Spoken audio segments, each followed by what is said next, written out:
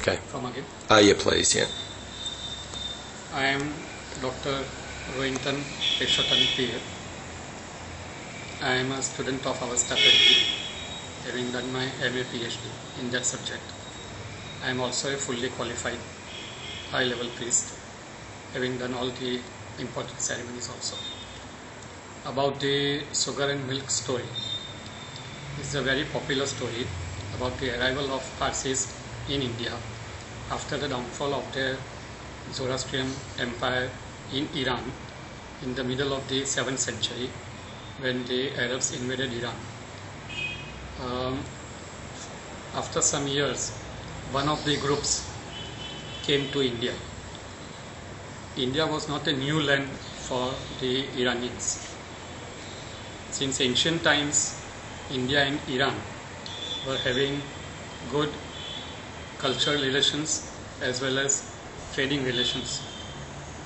So the forefathers of the Parsis must have visualized in their wisdom that the religion would be able to survive in India. So accordingly they sailed to India. According to our Parsi traditions, they first landed in a place called Diu, which is on the southern coast of the Saurashtra region in Gujarat.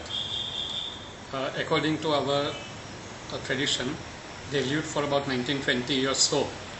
But again there was a major threat because according to history this was around beginning of the 8th century, and history shows us that in 712 the Arabs have conquered the province of Sindh, which is a very nearby province to that of Diu, the place called Diu. So again there was a threat, and so the Parsis again came down, sailed the seas, they went into the boats, and they came to a place much south of Gujarat, which is called Sanjan. Actually this original place of this name of this place also is not known. It seems that the Parsis have given this name Sanjan to this new land. Now according to our tradition, when this group landed in Sanjan, the local king, whose name is known as Jadi Rana or Jado Rana, when the leader of the Parsis approached the king could not understand them, who these strangers were. He did not know about the language also. So when they asked for refuge, the king supposedly sent a pitcher full with milk up to the brim and just gave it to the leader of the Parsis. The leader of the Parsis understood that the place is very much full and there does not seem to be a place for them. So according to our tradition, actually he did not put the sugar first.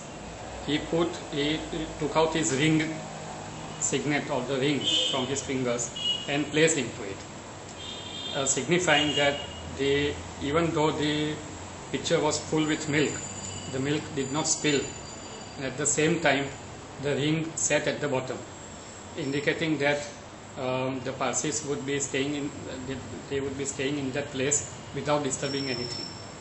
And then also he might have put some sugar into it also, indicating that just like the milk, just like the sugar, the Parsis would sweeten the environment and the local places if they were given the refuge. So in that way they were allowed to settle in the place called Sanjan. After settling here, about within 5 years or so, they asked for a permission in the very first place to install a fire temple, which is the primary factor in the Zoroastrian religion. The king gave a piece of land to them, and it seems that whenever a fire temple is to be built, then some requisites, religious requisites, which are known as the alats, are to be brought from one existing fire temple. So some priests again went to Iran, because at that time all the fire temples were not destroyed, and they went to a place called Khorasan where an existing fire temple was there. They brought out all the required requisites from there, religious requisites. Please, we have to remember that this is all done going on foot.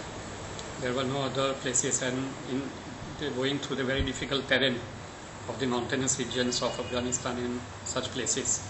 So with great difficulty and hardship, they brought these alats to Zanjan again, and through that they built a fire temple of the highest grade, which is called the Atash Bera, and they call this fire temple as Iran Shah, means the king of Iran. This is done because, being the absence of the physical king, we consider fire as the son and representative of Supreme God Ahura Mazda. So in absence of the physical king of Iran, this divine being, the fire, was called the Iran Shah. And this is how the name Iran Shah came to be present. Excellent, thank you so much.